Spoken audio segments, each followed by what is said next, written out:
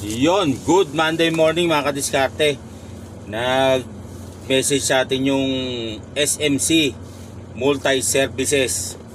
Ano to? San Miguel din to. Nakisuyo sa atin na post din natin yung hiring nila. Ito po yung hiring nila.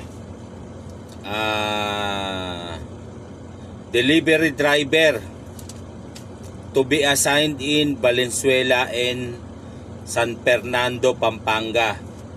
Ang kailangan, high school graduate with 2 years experience driving, articulated. Kailangan may NC3 din for articulated. Tapos ayun nga, high school graduate, tapos 2 years experience. Yan, Valenzuela po yan, driver to be assigned in Valenzuela at San Fernando, Pampanga. Meron din silang kailangan na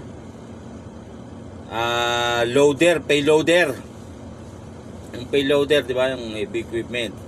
Para sa Cebu naman, ang ganun din ang kailangan. Kailangan naman may NC2 sa yung pagiging payloader, tapos may 2 years experience, at least 2 years experience sa pag-operate ng payloader. Tapos kailangan high school graduate. Kailangan din nila ng, ayun, yung payloader sa Mandawi, Cebu naman niya ma-assign. Sa mga kadiskarte natin dyan sa Cebu. Ayan o, ano pang hinihintay. Tapos kailangan din nila ng forklift operator to be assigned in Canlubang, Laguna naman. Ganon din, 2 years experience na pagpo-forklift, at least high school graduate. Tapos kailangan din na may NC2 for forklift operating. Yon. Yon ha. Tapos sa articulated naman, sa trailer truck, kailangan NC3. Yan, driving trailer. Tapos at least 2 years experience. Yung, ito po, ulitin ko ha, yung truck driver, trailer driver to be assigned in Valenzuela tsaka San Fernando, Pampanga. Tapos yung loader, Mandawi, Cebu. Yung forklift, Canlubang, Laguna.